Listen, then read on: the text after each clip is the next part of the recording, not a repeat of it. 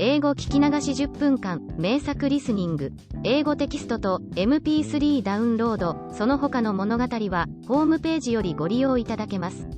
88thpp.com 88thpp.com Chapter 4 The Palace of Night. Some time after, the children and their friends met at the first dawn to go to the Palace of Night, where they hoped to find the blue bird.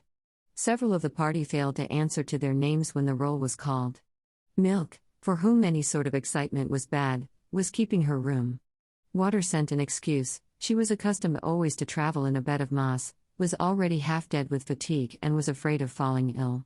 As for Light, she had been on bad terms with Night since the world began, and Fire, as a relation, shared her dislike. Light kissed the children and told Tylo the way, for it was his business to lead the expedition, and the little band set out upon its road.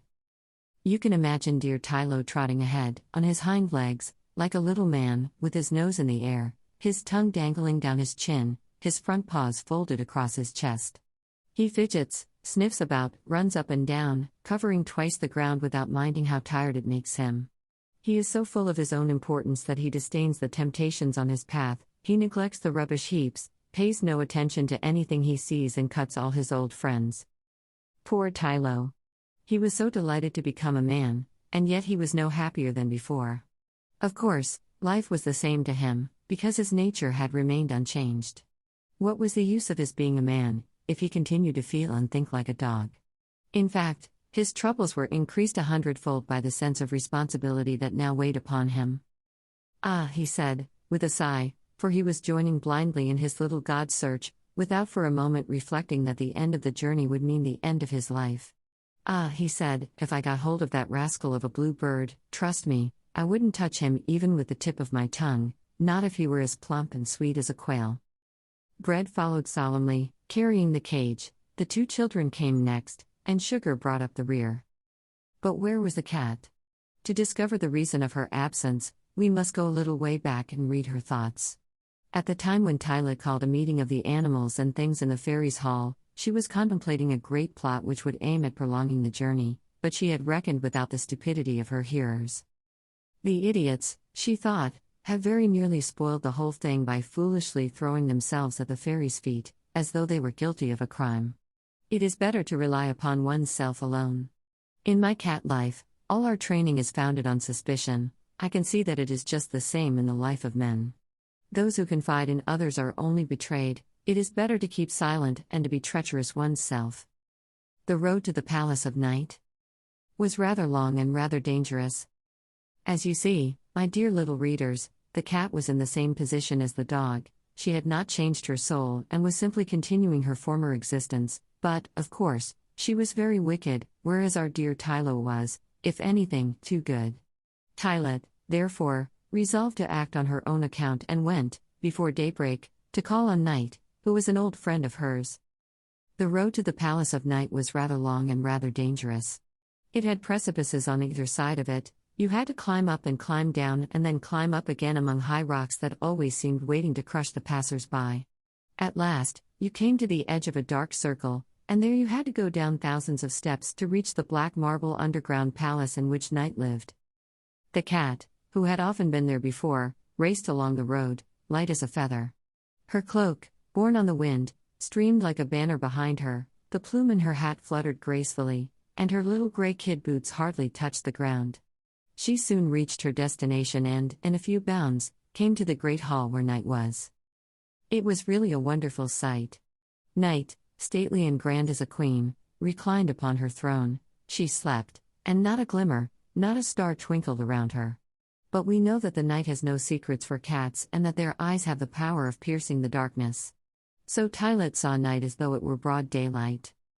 Before waking her, she cast a loving glance at that motherly and familiar face. It was white and silvery as the moon, and its unbending features inspired both fear and admiration. Night's figure, which was half visible through her long black veils, was as beautiful as that of a Greek statue. She had long arms and a pair of enormous wings, now furled in sleep, came from her shoulders to her feet and gave her a look of majesty beyond compare. Still, in spite of her affection for her best of friends, Tylet did not waste too much time in gazing at her. It was a critical moment, and time was short. Tired and jaded and overcome with anguish, she sank upon the steps of the throne and mewed, plaintively. "It is I, Mother Night. I am worn out." Night sat up, all quivering. Her immense wings beat around her, and she questioned Tylet in a trembling voice. Night is of an anxious nature and easily alarmed. Her beauty, built up of peace and repose, possesses the secret of silence, which life is constantly disturbing. A star shooting through the sky, a leaf falling to the ground, the hoot of an owl, a mere nothing is enough to tear the black velvet pall which she spreads over the earth each evening. The cat, therefore, had not finished speaking, when Night sat up, all quivering. Her immense wings beat around her, and she questioned Tylet in a trembling voice. As soon as she had learned the danger that threatened her, she began to lament her fate. What? A man's son coming to her palace. And, perhaps, with the help of the magic diamond, discovering her secrets. What should she do? What would become of her? How could she defend herself? And, forgetting that she was sinning against silence, her own particular god, Night began to utter piercing screams. It was true that falling into such a commotion was hardly likely to help her find a cure for her troubles. Luckily for her, Tylet, who was accustomed to the annoyances and worries of human life, was better armed. She had worked out her plan when going ahead of the children, and she was hoping to persuade Night to adopt it. She explained this plan to her in a few words. "I see only one thing for it, Mother Night, as they are children, we must give them such a fright that they will not dare to insist on opening the great door at the back of the hall, behind which the birds of the moon live and generally the blue bird too. The secrets of the other caverns will be sure to scare them. The hope of our safety lies in the terror which you will make them feel." There was clearly no other course to take. But Night had not time to reply, for she heard a sound. Then her beautiful features contracted, her wings spread out angrily, and everything in her attitude told Tylet that Night approved of her plan. "Here they are," cried the cat. The little band came marching down the steps of Night's gloomy staircase. Tylo pranced bravely in front, whereas Tylo looked around him with an anxious glance. He certainly found nothing to comfort him. It was all very magnificent, but very terrifying. Picture a huge and wonderful black marble hall, of a stern and tomb-like splendor. There is no ceiling visible, and the ebony pillars that surround the amphitheater shoot up to the sky.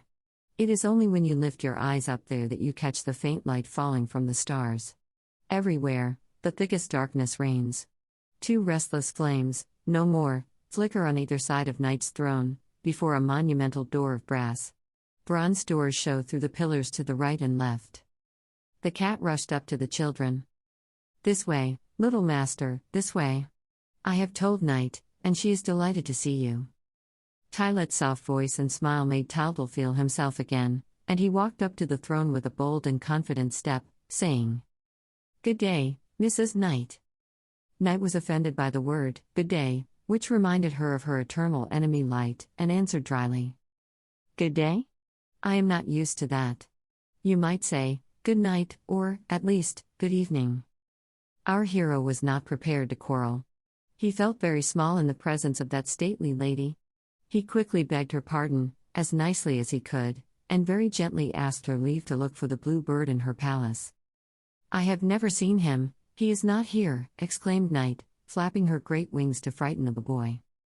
But, when he insisted and gave no sign of fear, she herself began to dread the diamond, which, by lighting up her darkness, would completely destroy her power, and she thought it better to pretend to yield to an impulse of generosity and at once to point to the big key that lay on the steps of the throne. Without a moment's hesitation, Taldal seized hold of it and ran to the first door of the hall. Everybody shook with fright. Bread's teeth chattered in his head. Sugar, who was standing some way off, moaned with mortal anguish. Mydal howled, "Where is Sugar? I want to go home." Meanwhile, Taldal, pale and resolute, was trying to open the door, while Night's grave voice, rising above the din, proclaimed the first danger. "It's the ghosts." "Oh, dear," thought Taldal. "I have never seen a ghost, it must be awful." The faithful Tylo, by his side, was panting with all his might, for dogs hate anything uncanny. At last, the key grated in the lock. Silence reigned as dense and heavy as the darkness. No one dared draw a breath. Then the door opened, and, in a moment, the gloom was filled with white figures running in every direction. Some lengthened out right up to the sky, others twined themselves round the pillars, others wriggled ever so fast along the ground. They were something like men, but it was impossible to distinguish their features, the eye could not catch them. The moment you looked at them, they turned into a white mist. Taltal did his best to chase them, for Mrs. Knight kept to the plan contrived by the cat and pretended to be frightened.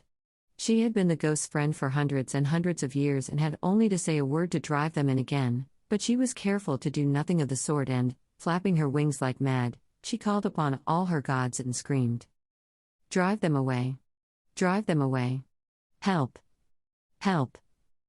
But the poor ghosts, who hardly ever come out now that man no longer believes in them, were much too happy at taking a breath of air, and, had it not been that they were afraid of Tylo, who tried to bite their legs, they would never have been put back indoors. "Oof," gasped the dog, when the door was shut at last. "I have strong teeth, goodness knows, but chaps like those I never saw before. When you bite them, you'd think their legs were made of cotton." By this time, Taltal was making for the second door and asking, "What's behind this one?" Knight made a gesture as though to put him off. Did the obstinate little fellow really want to see everything? "Must I be careful when I open it?" asked Taltal. "No," said Knight, "it is not worthwhile. It's the sicknesses. They are very quiet, the poor little things. Man, for some time, has been waging such war upon them. Open and see for yourself." Taltal threw the door wide open and stood speechless with astonishment. There was nothing to be seen. He was just about to close the door again, when he was hustled aside by a little body in a dressing gown and a cotton nightcap, who began to frisk about the hall, wagging her head and stopping every minute to cough, sneeze and blow her nose, and to pull on her slippers, which were too big for her and kept dropping off her feet. Sugar, Brad and Taltal were no longer frightened and began to laugh like anything. But they had no sooner come near the little person in the cotton nightcap than they themselves began to cough and sneeze. "It's the least important of the sicknesses," said Knight. "It's cold in the head." Oh dear," thought Sugar. "If my nose keeps on running like this, I'm done for, I shall melt." Wagging her head and stopping every minute to cough, sneeze and blow her nose. Poor Sugar. He did not know where to hide himself.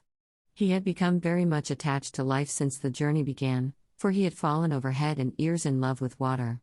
And yet this love caused him the greatest worry. Miss Water was a tremendous flirt, expected a lot of attention and was not particular with whom she mixed, but mixing too much with water was an expensive luxury, as poor Sugar found to his cost, for, at every kiss he gave her, he left a bit of himself behind, until he began to tremble for his life. 英語聞き流し10分間、名作リスニング、英語テキストと MP3 ダウンロード、その他の物語は、ホームページよりご利用いただけます。88thpp.com 88thpp.com